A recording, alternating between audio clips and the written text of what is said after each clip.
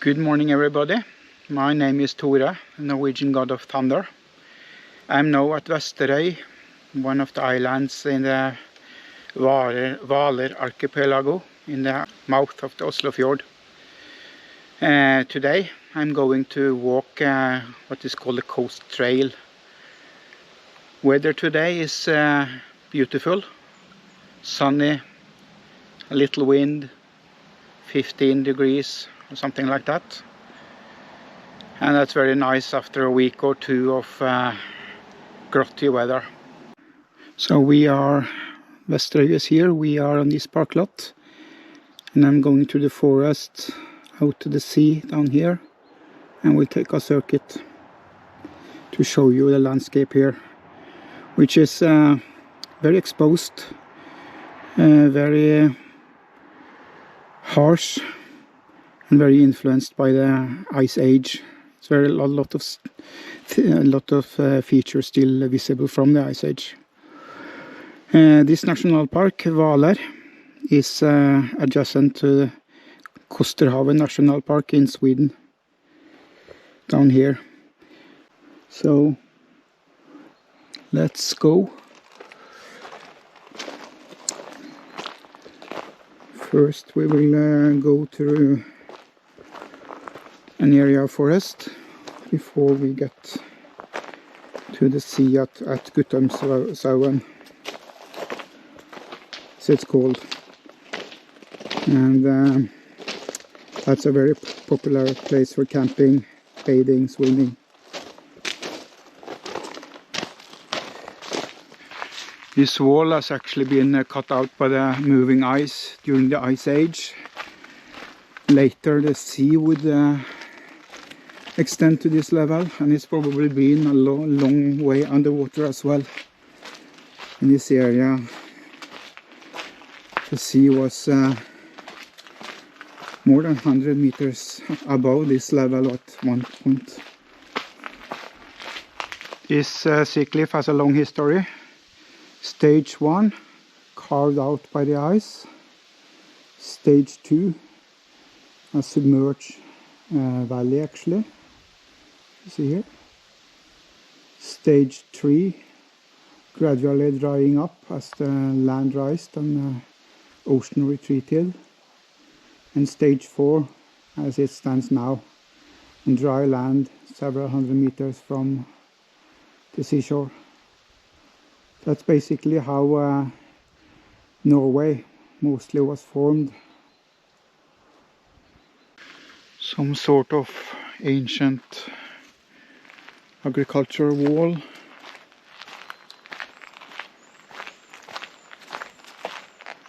And here is the border, the national park. So we know now on sacred ground.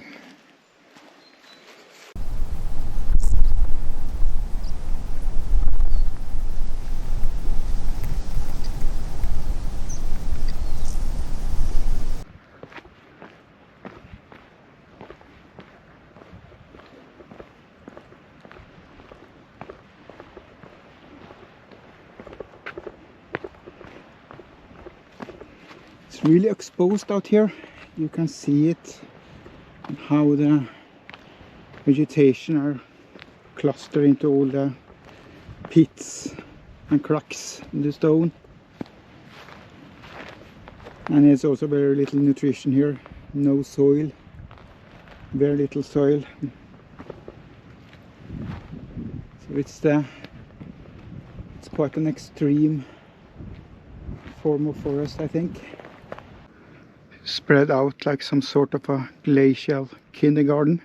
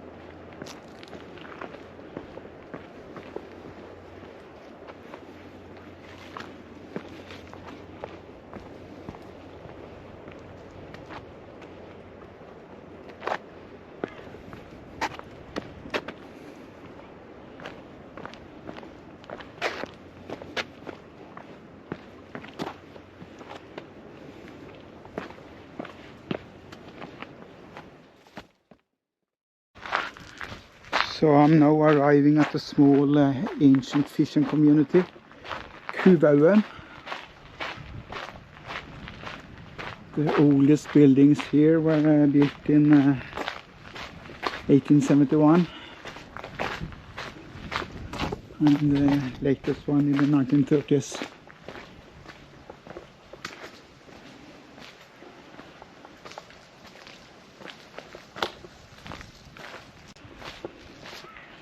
Just like the pine trees, the houses here are crawling and climbing to the rock. It's the most sheltered place they can find. It was a very exposed place to live anyway, but it was more important to be close to the food source, to the sea,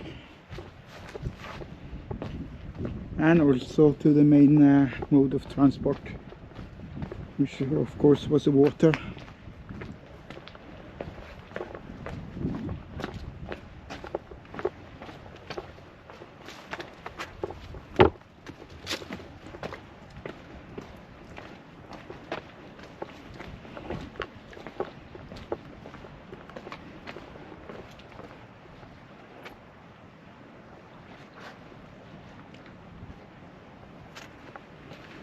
Nobody lives here anymore, but it's a holiday home for some lucky people in summer.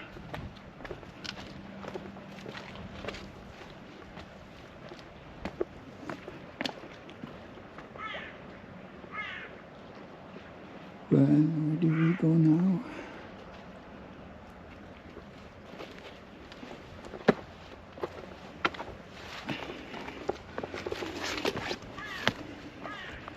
Walking home drunk from the neighbor will not be a good idea, I think.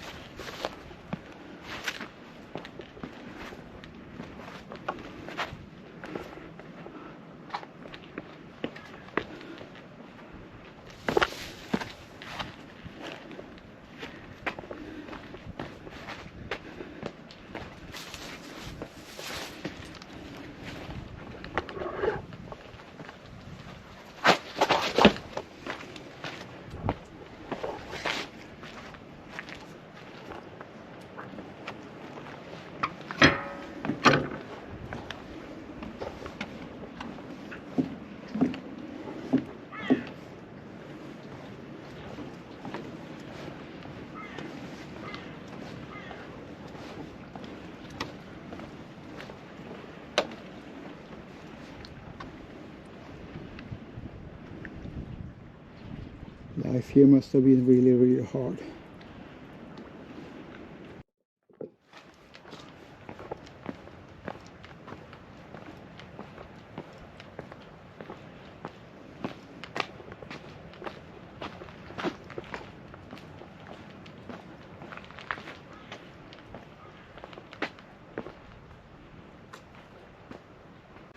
So here we are, quite a selection of fishing gear stored. Nets, traps for lobster and crabs. And the big city, a bit from above, so you can see how it is situated.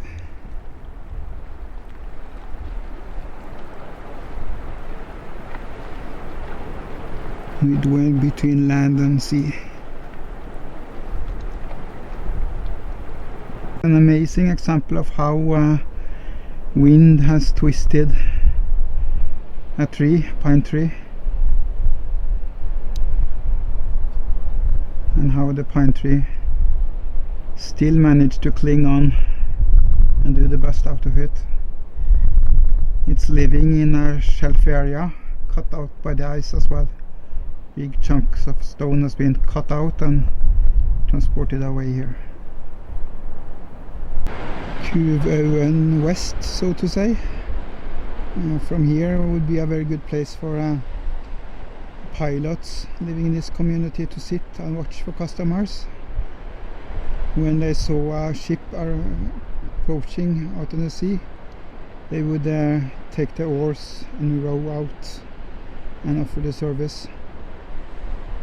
And if there were more than one pilot around, they usually had to compete. First one to arrive often got the job.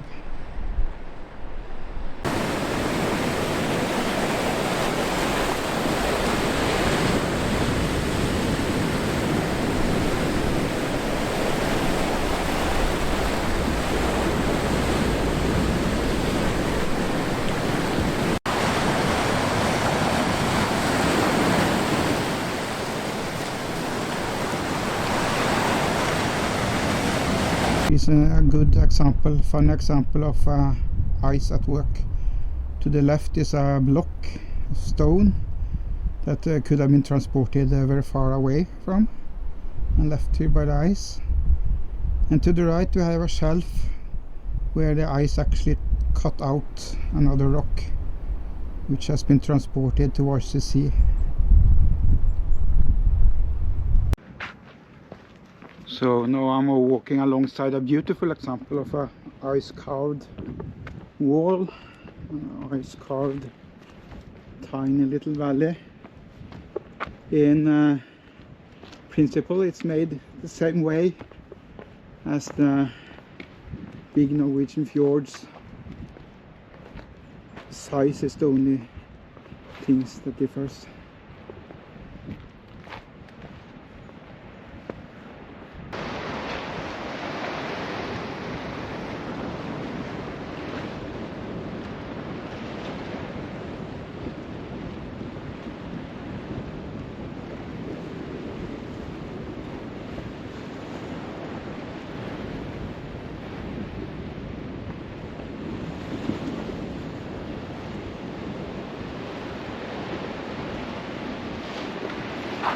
Those shelves were cut out by the ice as it was moving towards the sea, and it goes down into quite a nice little ice-carved valley.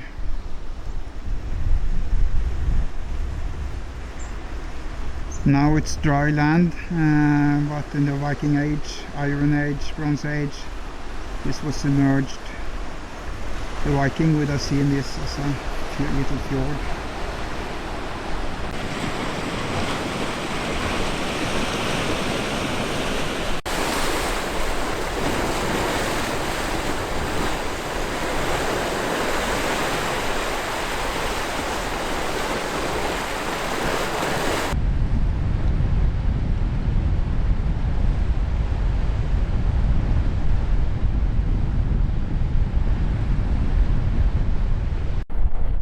And here is another deposit left by the ice,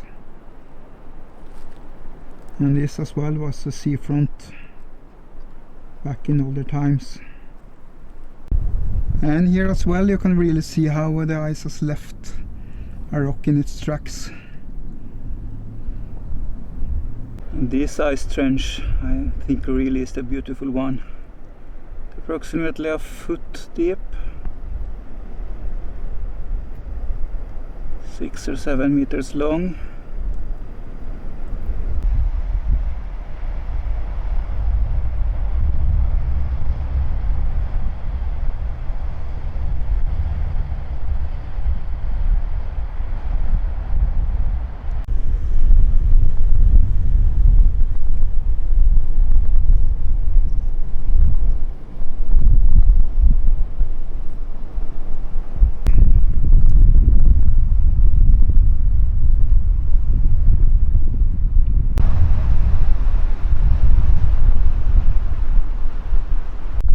There is a whole railway station of ice tracks.